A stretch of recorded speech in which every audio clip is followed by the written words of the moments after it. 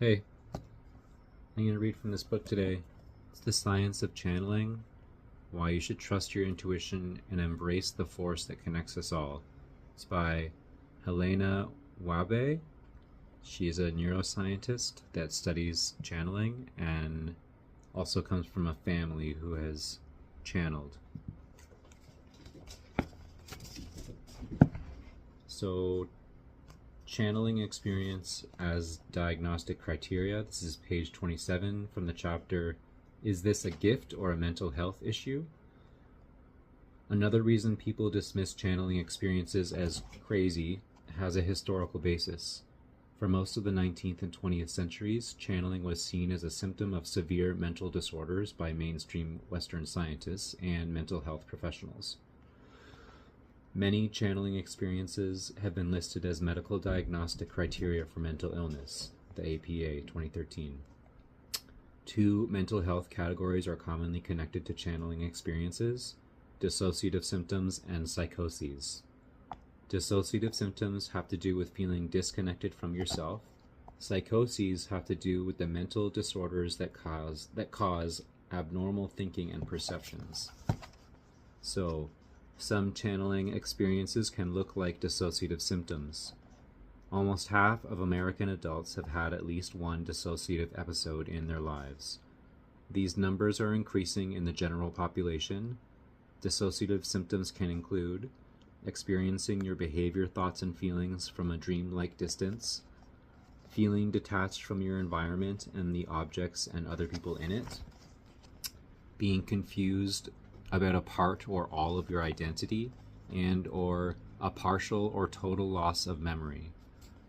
Like many other symptoms, dissociative states exist on a continuum. I'm skipping all the citations. Many people experience dissociative symptoms like daydreaming or hypnosis. You know when you are driving and arrive home not remembering the details of how you got there? Most of us could probably say we've zoned out while driving, especially on the freeway. Or when you gaze out the window and your mind drifts into the past. These are examples of normal dissociation. Any trance-like state is generally considered a dissociative symptom. An example of abnormal dissociation is not knowing who you are anymore. Abnormal dissociative symptoms are often associated with historic, physical, emotional, and sexual abuse. People with psychiatric disorders, including post-traumatic stress disorder, attention deficit disorder, schizophrenia, and anxiety disorders can also have dissociative symptoms. 5 main symptoms make up a dissociative identity disorder (DID) diagnosis. The first is that the person must have 2 or more distinct identities or personality states with a stable and unique view of the environment and themselves. Here's an example. Your friend invited you to go see a famous trance channeler. You had never seen one before. The gathering is a small group of about 10 people. The trance channeler is sitting at the front of the room. She is a petite person about 5 feet tall. You hear her talking about her support staff with a gentle voice. She speaks in clear, unaccented English. The session begins. The trance channeler starts breathing heavily like she is running a marathon. Her head moves back and her arms spread out. Then her breathing slows and she looks out at the crowd, her eyes wide open and shining. "Greetings," she says in a booming male voice. The voice reverberates off the walls of the small room. The trance channeler stands up and moves around the room with arms wide open, sharing in the booming voice. The trance channeler seems to have grown in height. This is not the petite person you saw when you entered. When the message is complete, the trance channeler sits back down, begins breathing quickly, and slumps over. The support staff offers her water, and she comes back to her usual self. She says another being wants to come through. She begins the rapid breathing again and goes into a trance. This time, her body becomes tiny and folded in on herself. When she speaks, the voice is hoarse, and strangled.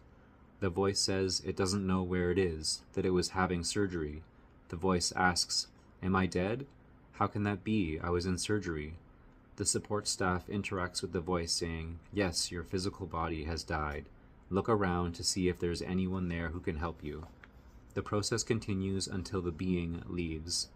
The trance channeler appears to be her usual self again. She shares her experience of trance channeling and takes questions from the audience. You are amazed.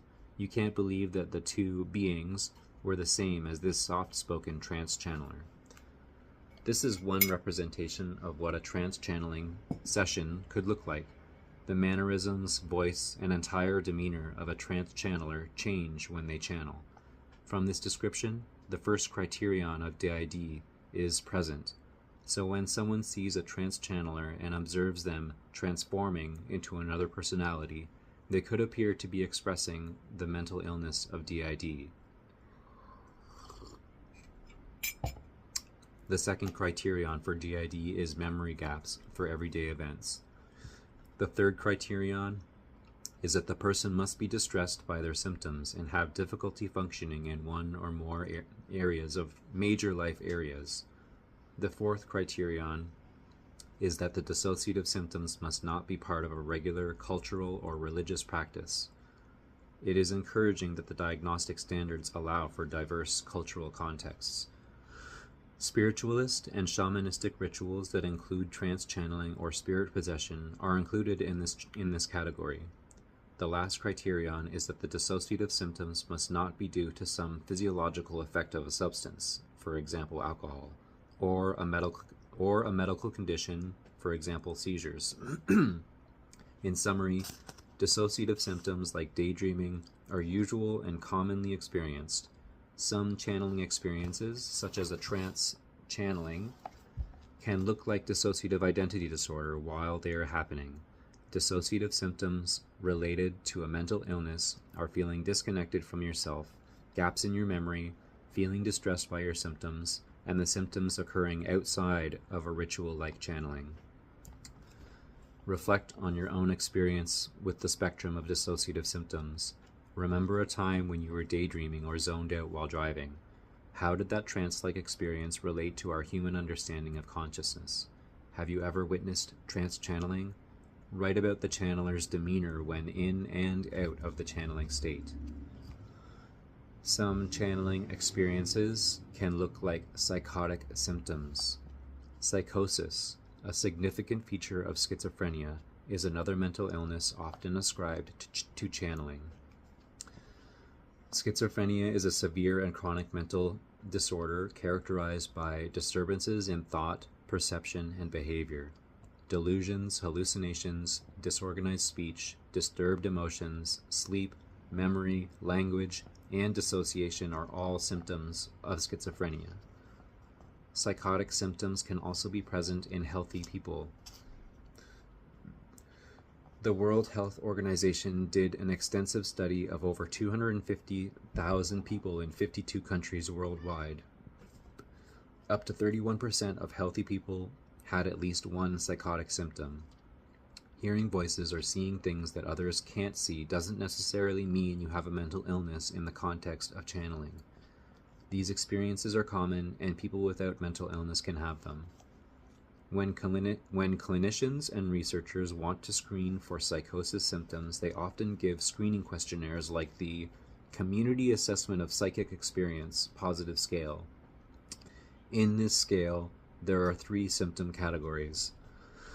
The first is the feeling as if someone or something is out to get you.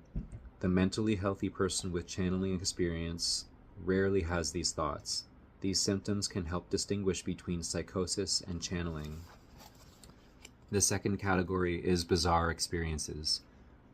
This category includes hallucinations or delusions like thinking that thoughts in your head are not your own, that a double has taken the place of a family member, and or that you are under control of some force or power other than yourself.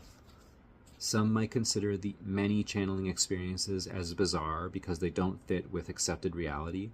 For example, some trance channelers might say yes to feeling as if they were under the control of some power other than themselves.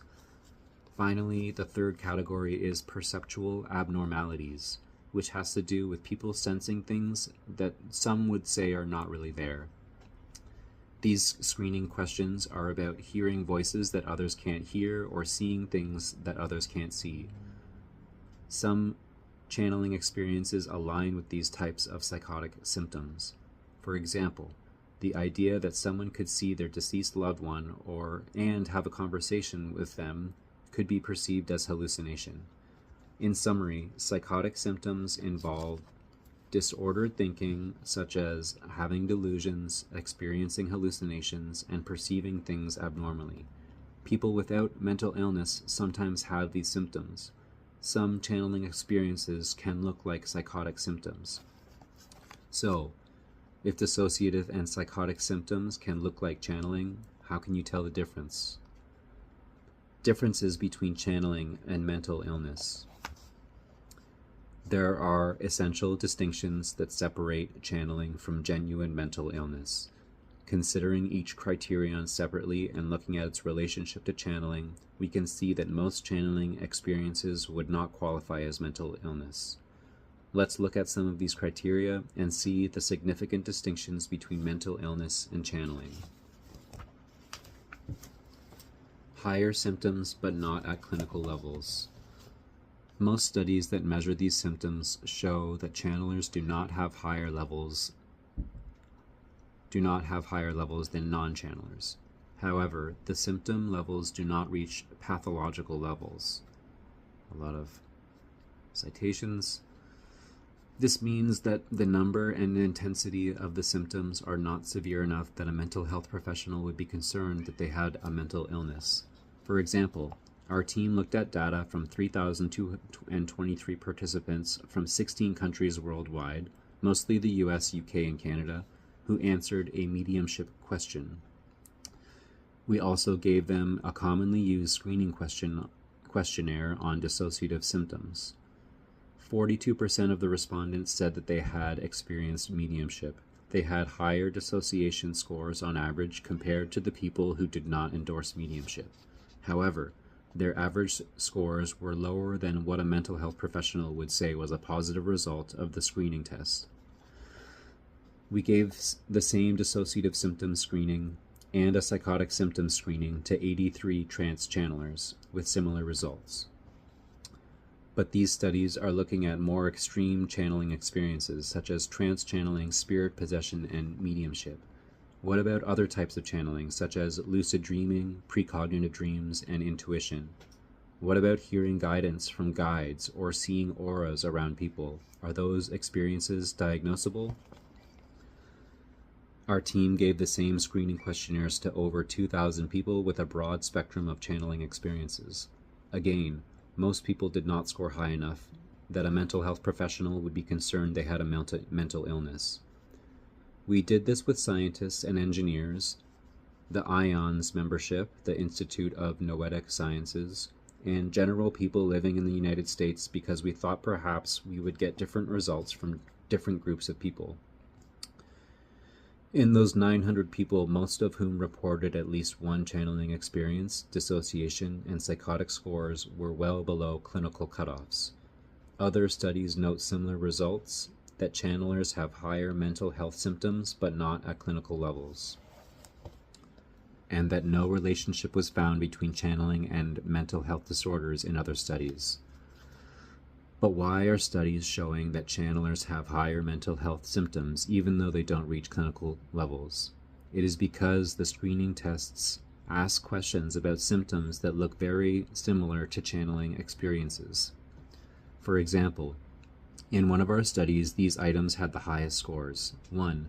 The feeling that other people, objects, and the world around them were not real, and 2.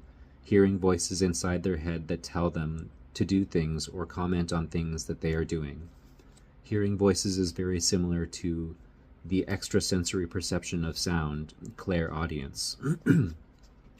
If a clairaudient person completed the screening, they would likely score high on that item, even though they didn't have any of the other symptoms. Some study participants did have clinical levels of dissociative symptoms. In one survey, people rated how intense their channeling experiences were, how often they happened, and how accurate the received information was. We combined all these ratings into one score. In the next example, you'll see how someone with channeling experience could score high on this combined score.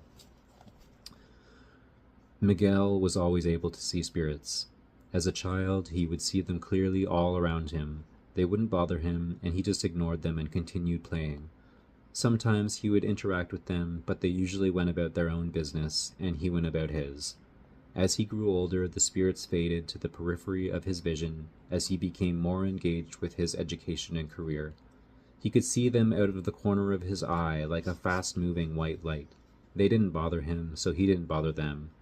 He shared his experiences with some people, and they found it interesting. He felt it was a regular part of his life, and he didn't concern himself with it too much. One day, after a very intense and stressful period in his life, the spirits weren't in his periphery anymore. They were in his face and interacting with him. He would see them when he woke up, throughout the day and into the night. He would wake up from his sleep in a panic with spirits all around him. He wasn't sure what shifted to make them so engaged with him in a different way. He was afraid. He tried to continue with his work and family life, but was very disturbed and distracted. Miguel would have had a very high score. In our survey, people like Miguel, who had intense and frequent channeling experiences, had dissociation and psychotic symptoms that reached clinical levels. This means that if you had channeling experiences all the time and they were very intense, it could prevent you, like it did Miguel, from living your normal life. A mental health professional would likely be concerned with his score and connect with him about his symptoms. Cases like Miguel's are rare. You will learn what Miguel did to help in the next section. To get help.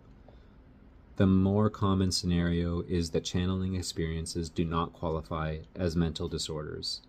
The results of multiple studies worldwide are overwhelmingly clear. People who channel may have had more symptoms than people who do not. However, their symptoms levels are not high enough to be positive on mental illness screening tests. Most channelers remember their experiences. When my grandmother would trance channel, she wouldn't remember any of it. She described it as going to sleep and waking up again. Other trance channelers I've worked with share that they observe the experience and do remember it. Our team measured people's levels of awareness when channeling. First, we asked trance channelers to rate their awareness level on a scale from 0 to 100. 0 represented being fully conscious and aware, and 100 meant being fully unconscious and not aware. The average for our two trance channeler groups was 47. Other researchers found similar results. These results are quite interesting for a couple of reasons. The first, and most relevant to this chapter, is that most trance channelers do not meet DID's amnesia criteria. Today, most trance channelers do not go entirely into a trance, are aware of their experience during the trance, and remember the experience afterward. They describe the experience as stepping aside and observing what is happening. The second reason is that trance channelers have trance in their name because they are assumed to be in a full trance and not conscious of what is happening. Some indigenous cultures have channeling rituals where this is true. However, few channelers have no memory of their channeling states today in the Western world. Two examples are Carla Rocart, who channeled the Law of One material, and Eva Pirakos, who channeled the Pathwork series. The memory loss criterion is not commonly experienced in the West. We also asked people with other channeling types, such as telepathy or precognition, about their level of awareness. Their ratings showed a higher level of awareness at 34. The memory gap criterion doesn't apply here either.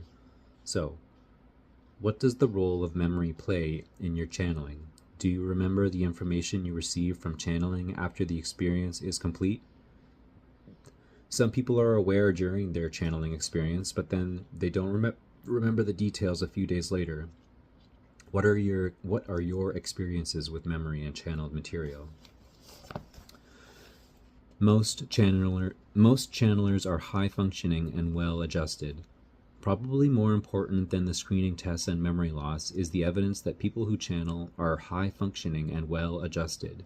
Both the DID and psychosis criteria include the requirement that the person cannot function in their daily life because of their symptoms.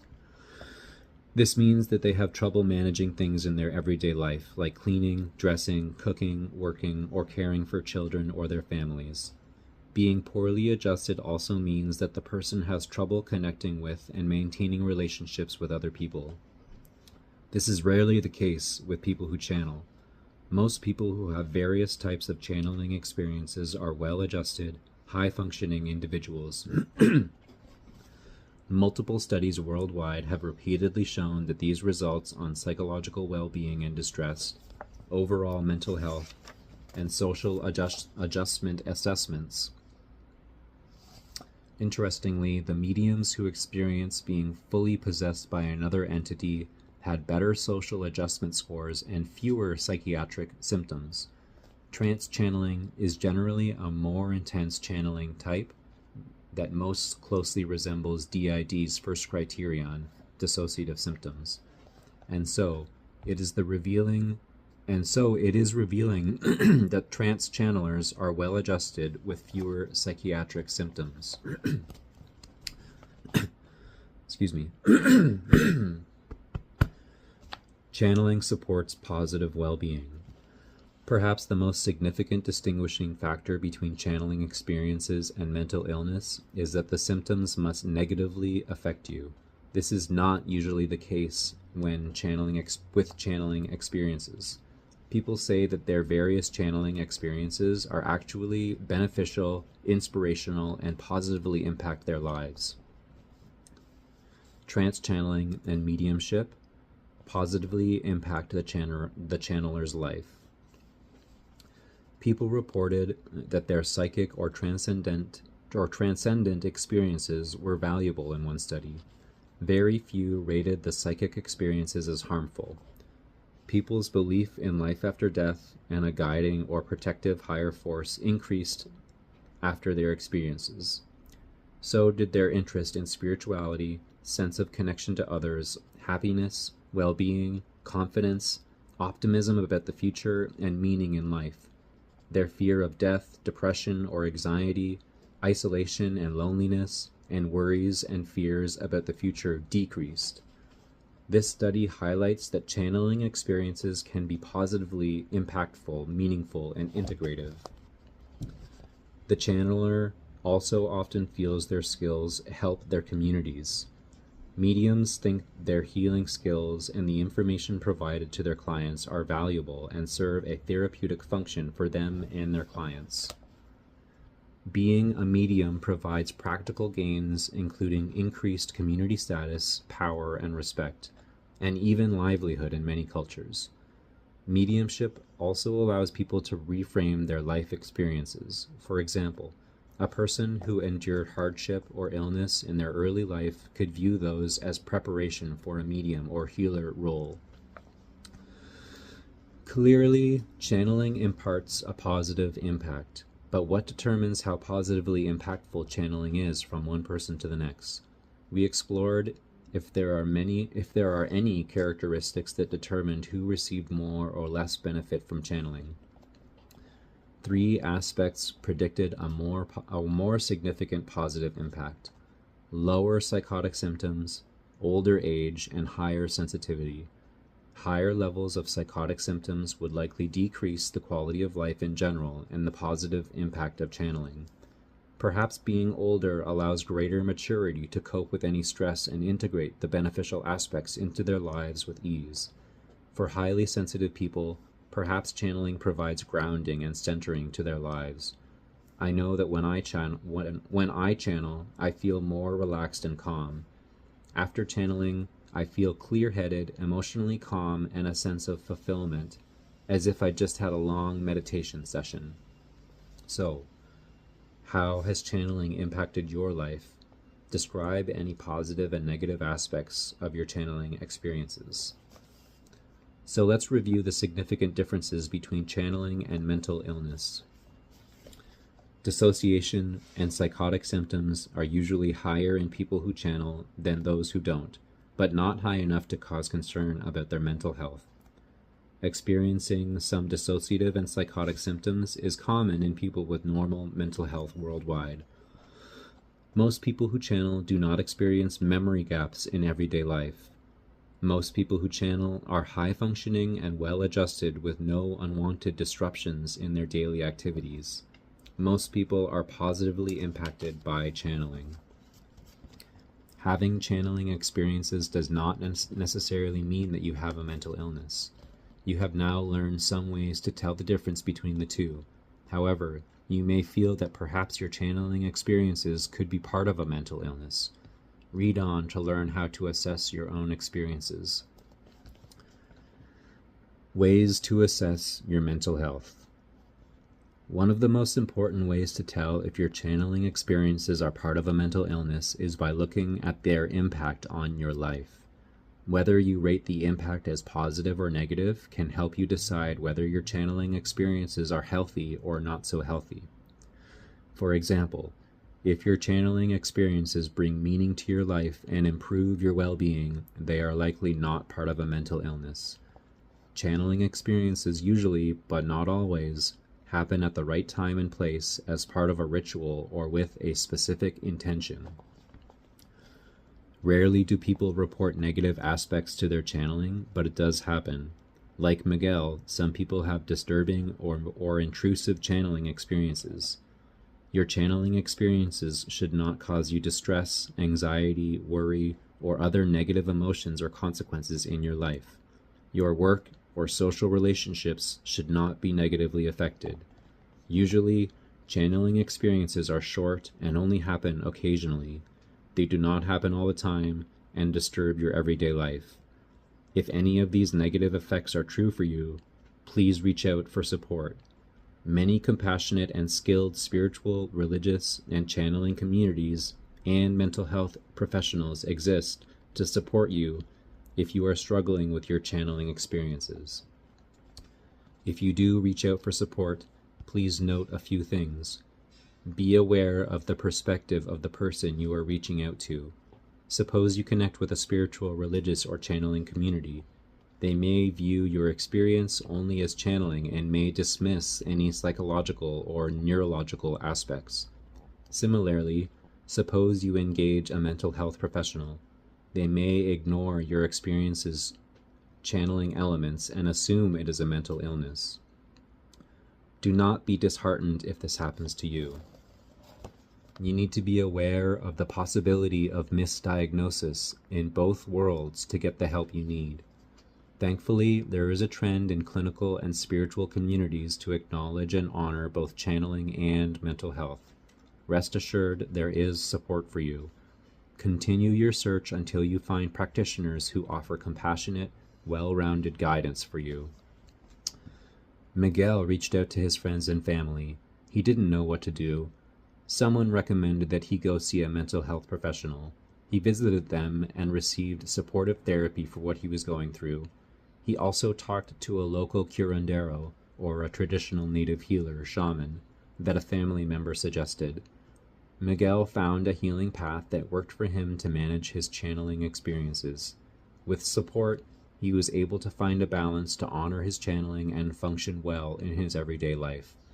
Miguel was fortunate to have multiple avenues of healing and find a way that supported him the best. Perhaps in time, channeling experiences will no longer be viewed with the mental illness lens.